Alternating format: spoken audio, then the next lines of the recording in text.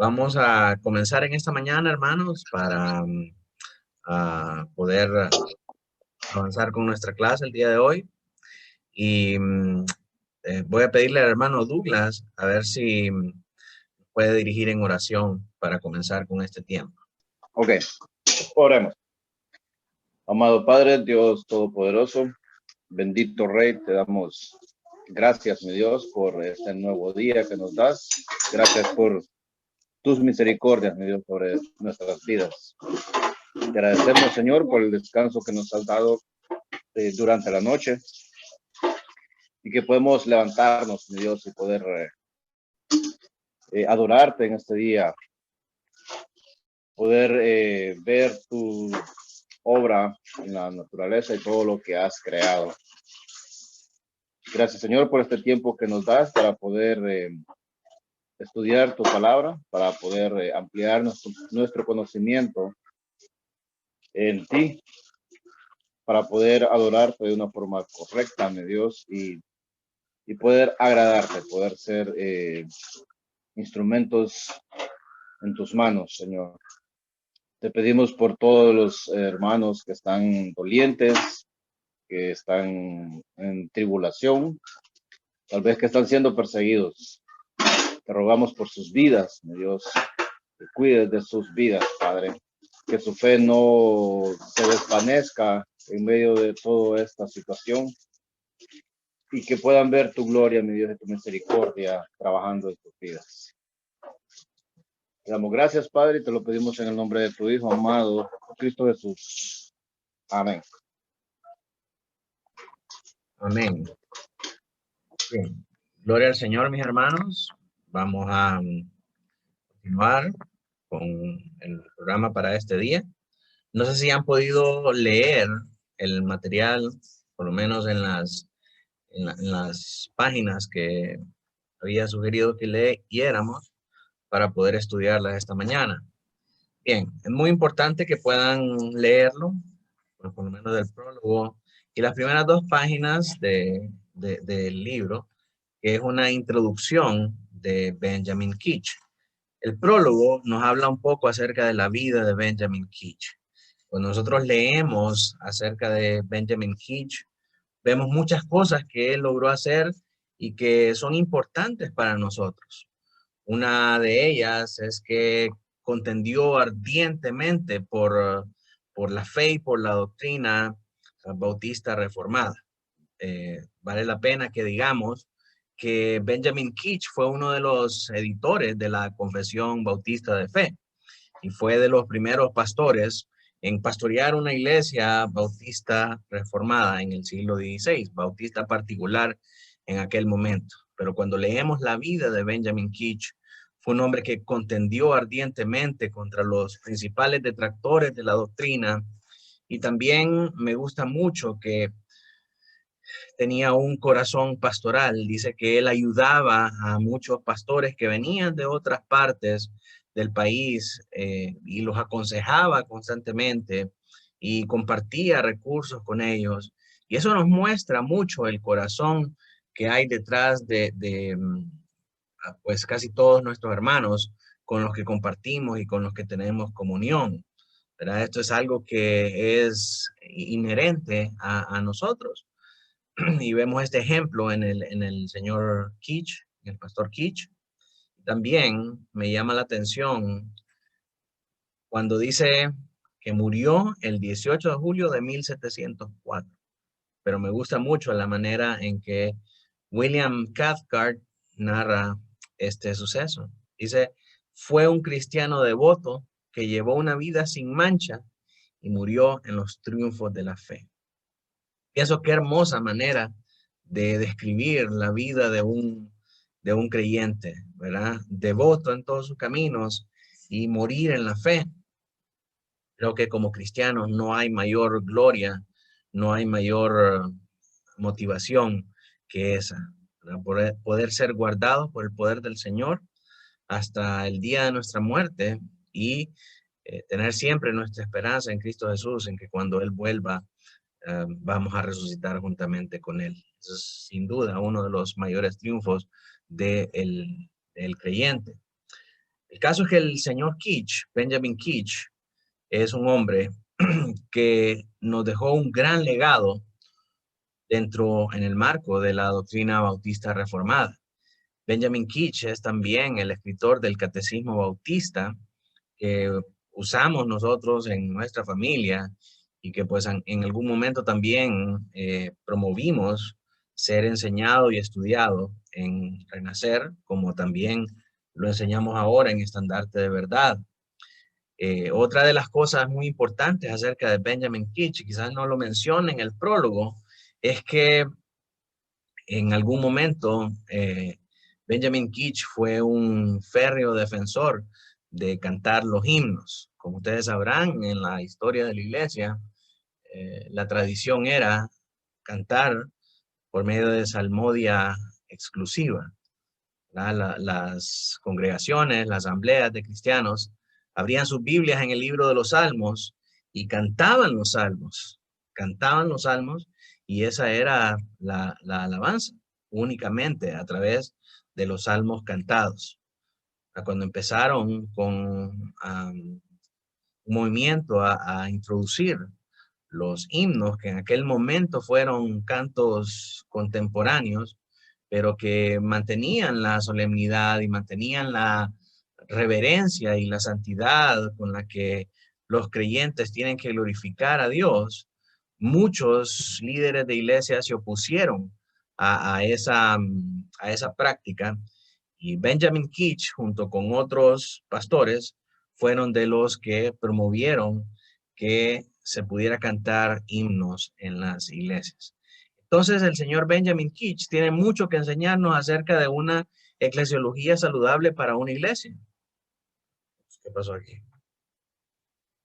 El señor Keach tiene mucho que enseñarnos acerca de una eclesiología saludable, acerca de una eclesiología robusta para una iglesia saludable.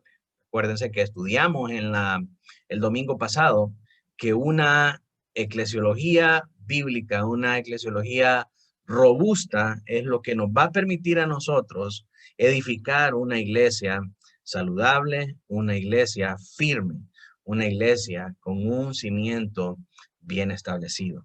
Que lo que nosotros definamos como iglesia, eso va a determinar el tipo de iglesia que vamos a tener.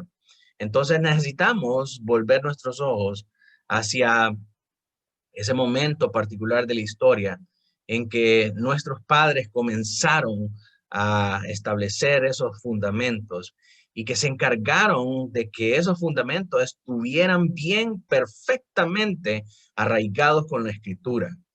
A diferencia de cómo muchos hacen iglesia ahora, que sus definiciones de iglesia están arraigados en conceptos del mundo, están arraigados en muchas otras cosas, menos en las Sagradas Escrituras. Y a lo largo de este estudio vamos a ver nosotros eso, cómo nuestra eclesiología constantemente hace referencia a la Escritura y está perfectamente, perfectamente cimentada en ella. Y vamos a ver en esta clase los materiales con los que está construida esa eclesiología y cómo se mantiene junta o se cae junta. Así que para comenzar con el contenido que teníamos previsto cubrir ahora, vamos a leer las páginas, creo que 3 y 4 en el material. Está compaginado como 25 y 27. Solo déjenme desplegarlo por acá para que lo leamos juntos.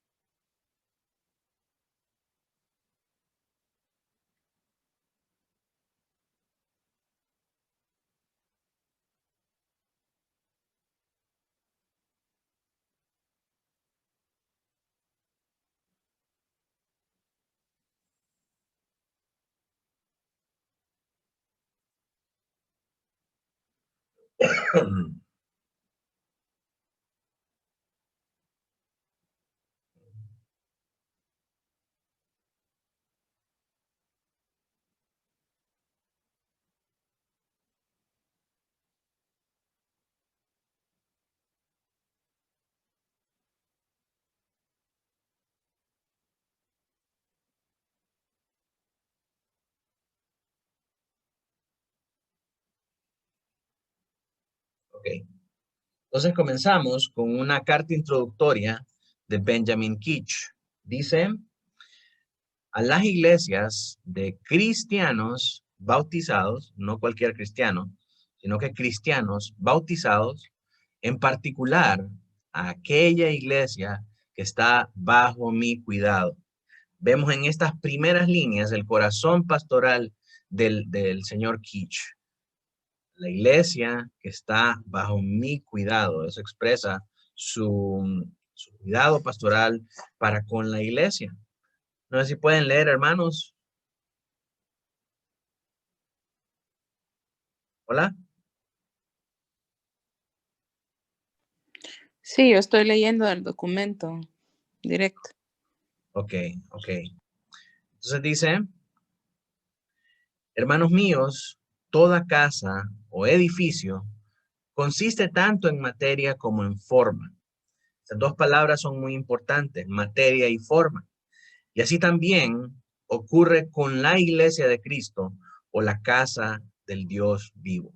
Dice Benjamin Keach, toda edificación consiste en dos cosas, en materia y en forma. La iglesia del Señor, como un edificio, también consiste de esa materia y de esa forma. Vamos a ver más adelante cuáles son estas materias, cuál es esta materia y cuál es esta forma. Seguimos leyendo ahí, dice, la materia o los materiales con los que es edificada son las piedras vivas. Es decir, las personas convertidas. No es cualquier persona que llega a la iglesia la que forma parte del material con el que es edificado la iglesia, sino que son las personas que son convertidas. Y esto es algo en lo que hace hincapié constantemente. La materia o los materiales con los que la iglesia es edificada es con piedras vivas. Aquellas personas que han sido vivificadas por el poder del Espíritu Santo. Aquellas personas que son convertidas. Y dice en el encabezado de este documento, aquellas personas que han sido bautizadas. Porque para los bautistas particulares de la época, las personas que eran bautizadas eran inmediatamente miembros de la iglesia porque daban un testimonio verdadero de ser verdaderos creyentes, no únicamente como un requisito para poder ser miembros, sino que había algo más profundo ahí en hacer esa profesión de fe delante de otros creyentes. Entonces, una persona que es utilizada está insertada en el esquema de la iglesia para ser de edificación para otros hermanos, para edificar la iglesia del Señor, es únicamente aquella persona que ha sido convertida y que ha sido bautizada. Esta es la materia prima para la edificación de la iglesia. Y nosotros los bautistas lo vemos de esa manera. Centramos la importancia de nuestra eclesiología en los miembros de una iglesia. Diferencia vimos de los presbiterianos, los anglicanos, los congregacionalistas, los católicos y muchas otras denominaciones de la misma época. Para los anglicanos vimos que la razón o la materia prima para que exista una iglesia son los pastores. Ellos decían, sin pastores no hay iglesia. Entonces, por eso mandaban a los pastores a diferentes ciudades, a diferentes aldeas, a diferentes lugares para poder establecer iglesias, porque para ellos la materia prima de las iglesias son los pastores. Luego, para los presbiterianos, para ellos la materia prima para que exista una iglesia son sus sínodos de pastores. Ellos dicen, las iglesias existen a partir de los sínodos. Los sínodos, que son los conglomerados de pastores, son los que envían a otros pastores a hacer iglesia. Comparten una perspectiva bastante similar a los católicos, nada más que en vez de ser el concilio vaticano, es el sínodo protestante, ¿verdad? O el sínodo presbiteriano. Luego tenemos los congregacionalistas, que ellos tienen la perspectiva de que los materiales con los que se edifica una iglesia es una asamblea a través de votación democrática, ¿verdad? Ellos dicen, la iglesia se reúne para hacer para sus sesiones de negocios y para votar democráticamente acerca de las cosas que suceden dentro de la iglesia. Por último, para nosotros los bautistas particulares, los materiales con los que la iglesia es edificada, la materia prima para que existan las iglesias son los miembros. Sin personas convertidas no hay iglesia. Y eso es lo que está diciendo acá el señor Kitch. Además, la materia y la forma tienen que ser, como regla, seguimos leyendo aquí en el material, dice, además la materia y la forma tienen que ser conforme a la regla y el patrón mostrado en el monte. Me refiero a la institución de Cristo, conforme a la constitución de las iglesias apostólicas, no según las invenciones de los hombres, ¿verdad?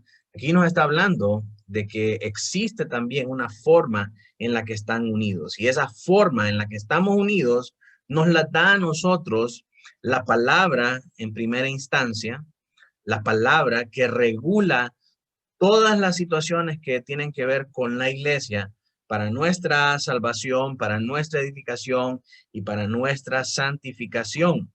Nosotros adoramos, nos reunimos y hacemos todo lo que hacemos como iglesia porque la palabra nos manda y porque la palabra nos dice cómo hacerlo. No andamos inventando, no andamos probando qué funciona y qué no, sino que seguimos lo que la palabra nos dice en el marco del principio regulativo de la adoración. Esto es que la palabra sea la guía, que la palabra sea el manual de instrucciones que nosotros seguimos para poder hacer todas las cosas que hacemos como iglesia. No adoptamos formas del mundo, no adoptamos estilos nuevos en la cultura, no acoplamos nuestro culto a la conveniencia y a la preferencia de las personas que asisten, sino que nos acoplamos nosotros, nos moldeamos nosotros a la voluntad de Dios expresamente manifiesta en la palabra de Dios. Esa es la forma como nosotros somos edificados. Entonces, cuando Kitch habla de materia y de forma, materia se refiere a los miembros y forma se refiere a la manera en cómo la palabra dice que nosotros debemos adorar al Señor. Entonces, junto a esta forma está también establecida la constitución de una iglesia. Es decir, los acuerdos por los cuales estos miembros vienen a estar juntos en unidad, unidos por la verdad. Ya vimos anteriormente que nosotros nos encontramos en un proceso de redacción de esta constitución para poder lograr un acuerdo entre todos los miembros acerca de esa manera en la cual nosotros estamos unidos. Entonces, esto no es algo que podemos dejar a la contingencia o al azar. Es algo que tiene que estar cuidadosamente elaborado, redactado y que sea públicamente conocido por todos nuestros miembros. Todos nosotros tenemos que saber cuál es la manera en la que estamos unidos, por qué hacemos las cosas que hacemos y tiene que estar por escrito porque si no, a las personas se les olvida o las personas nuevas que lleguen no van a saber en qué es lo que creemos y nosotros como miembros no les vamos a saber explicar. Entonces, por esa razón, tenemos documentos de formal asociación que nos permiten a nosotros saber constantemente, repetirnos constantemente, enseñarle a nuestros hijos, enseñarle a las personas nuevas cuál es la razón por la que somos iglesia, por la que estamos unidos y cuáles son las verdades en común que nosotros creemos, confesamos y practicamos. Entonces, estas son cosas muy importantes que son necesarias para la edificación y para nuestro crecimiento espiritual. Ahora bien, seguimos leyendo ahí a Kitch. Puesto que la iglesia típica de los judíos era nacional y acogía a su simiente según la carne como tal, por lo tanto, algunos hombres esperan encontrar la misma materia y forma bajo el evangelio. Muchas personas esperan encontrar eh, la misma situación que existía en las iglesias judías o en las sinagogas, esperan encontrarla muchas veces en las iglesias evangélicas. Pero, dice Kitch, aunque la iglesia sea edificada correctamente en cuanto a estos dos aspectos, es decir, con la materia adecuada y la forma correcta, aún así, sin una disciplina regular y ordenada, pronto perderá su belleza y se contaminará. Hay un tercer aspecto que mantiene estas dos formas unidas en el contexto de una iglesia. La materia y la forma se mantienen unidas por la disciplina. Sin una disciplina bíblica adecuada, no puede haber una edificación correcta. Dice Kitch que una iglesia que no tiene disciplina, aunque tenga el material correcto y aunque adore de la forma correcta, sin disciplina bíblica, va a perder su belleza y se contaminará, eventualmente convirtiéndose en una sinagoga de Satanás. Entonces, no podemos permitir esas cosas. Tenemos que implementar la disciplina bíblica. Ahora, esto es algo que yo lo he dicho constantemente. Muchas personas piensan que la disciplina es ese conjunto de reglas, que la disciplina es ese conjunto de acciones penales que llevan a una congregación a sancionar a un miembro. Sin embargo, tenemos que despojarnos de esa idea incorrecta de lo que es la disciplina, porque la disciplina en términos simples es el manual de funciones o la descripción de funciones de cada uno de nosotros como piedras vivas dentro del edificio de Dios. La disciplina nos lleva a nosotros a saber cuáles son las cosas que Dios espera de nosotros, cuáles son las responsabilidades, cuáles son nuestros deberes, cuál es la expectativa de Dios acerca de nosotros en el marco de la iglesia como miembros de esta asamblea. Entonces, esa disciplina, esas normas de conducta, de fe, de obligaciones y de responsabilidades es lo que nos ayuda a nosotros a mantener unida la materia y la forma. Como iglesia, nosotros estamos para estorbarnos mutuamente el pecado cuando nosotros no cumplamos con esos deberes y con esas obligaciones. Es nuestro deber como miembros de una iglesia poder llamar a la corrección a los hermanos que no están comportándose de acuerdo a lo que la Biblia les llama a hacer, porque todos somos partes los unos de los otros. No ser de edificación para otros hermanos, el no cumplir con esta obligación es faltar a la responsabilidad que el Señor ha puesto, que el Señor nos ha puesto para estar delante de Él. Si nosotros no somos de edificación para otras personas, es faltar a esta responsabilidad que Dios ha puesto delante de nosotros. Congregarse, por eso, es un asunto esencial, porque a través de congregarnos es que nosotros podemos ser de edificación mutua, y esto es trascendental para la vida de una iglesia.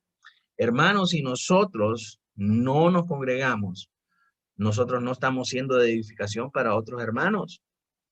Y no ser de edificación para otros hermanos es también faltar a la responsabilidad que Dios ha puesto delante de nosotros. Y tal vez usted se pregunta, o tal vez usted dice, bueno, pero eso es lo que dice Kitch y eso es lo que dice la confesión.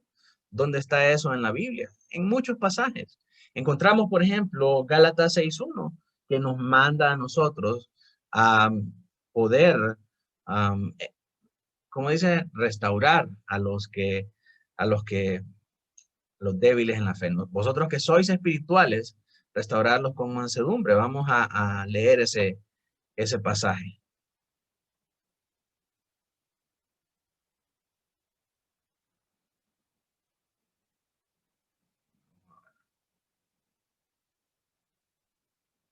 Dice Gálatas 6:1. Hermanos, si alguno fuere sorprendido en alguna falta, vosotros que sois espirituales, restauradle con espíritu de mansedumbre, considerándote tú también a ti mismo, no sea que tú también seas tentado. También encontramos en Hebreos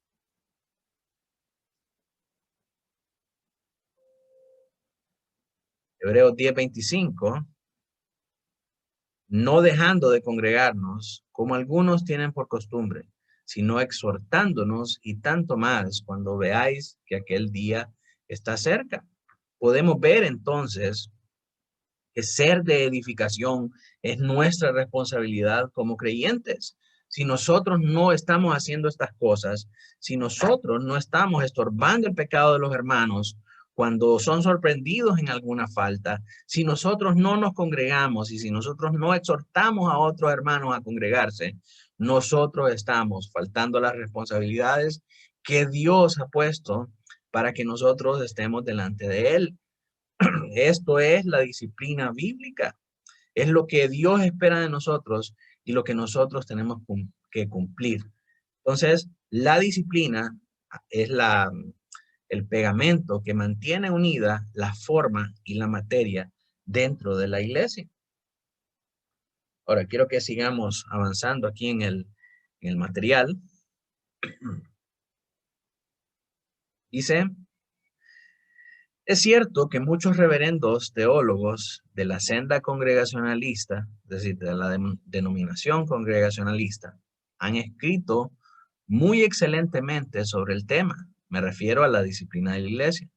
Pero los libros son tan voluminosos que los más pobres no pueden comprarlos y muchos otros no tienen el tiempo o la instrucción suficiente para sacarles provecho. Como puedo deducir, nuestros hermanos bautistas no han escrito sobre este tema de por sí. Por lo tanto, nuestros miembros y también uno de nuestros pastores me han pedido encarecidamente que escriba un tratado breve y claro sobre las reglas de la disciplina de una iglesia evangélica para que todos los hombres no solo conozcan nuestra fe, sino que también vean nuestro orden en este aspecto. Aunque es sencillo, es cierto que este tratado es muy breve, pero tal vez pueda motivar a alguien más para que lo redacte más plenamente. Ciertamente el desconocimiento de las reglas de la disciplina causa problemas y desórdenes no pequeños en nuestras iglesias. Y si esto puede ser una prevención o resultar provechoso para alguien, que Dios se quede con la gloria y yo tendré mi porción. Es suyo, Benjamín Hitch. Entonces vemos, hermanos, cómo la disciplina eclesiástica se constituye constituye la belleza que tiene una iglesia para su edificación. Tenemos que sacarnos esa idea viciada y punible acerca de la disciplina. La disciplina la dejó el Señor en su escritura para que nosotros pudiéramos edificar iglesias saludables. Disciplina, hermanos, es el manual de funciones y responsabilidades que todos tienen que cumplir para que una iglesia funcione como Dios quiere. Quiero terminar esta clase aquí, hermanos, para que podamos posteriormente leer el primer capítulo, por lo menos las páginas 5 y 6, que sigamos nuestra discusión durante la semana acerca de estos aspectos. Por hoy, formamos con haber estudiado los 3 materiales esenciales para la belleza de una iglesia: la materia, la forma y la disciplina. Sin estos 3, una iglesia no puede ser edificada saludablemente. Entonces, no sé si tienen alguna pregunta, hermanos, algún comentario.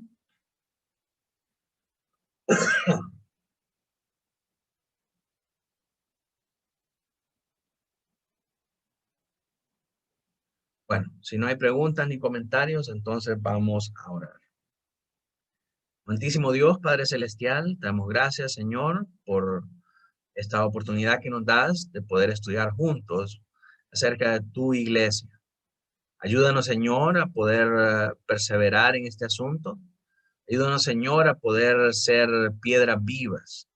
Poder, Señor, ser cristianos verdaderos, Señor, apartados del mundo, que se esfuerzan, Señor, por crecer en santidad, por tener un mayor compromiso contigo.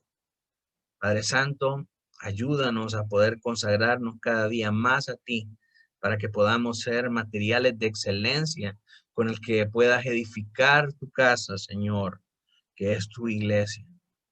Asimismo, ayúdanos a escudriñar cada vez más las Sagradas Escrituras de una forma más seria, más comprometido, Señor, y más profunda, para que podamos entender lo que tú demandas de nosotros y la forma en la que tú has determinado en que debemos de adorarte, Señor, y al hacer estas cosas, que podamos entender la virtud y la ventaja, Señor, de tener y ejercitarnos en la disciplina bíblica que tú has dejado para tu iglesia. Señor, ayúdanos a poder ser de edificación para otros hermanos.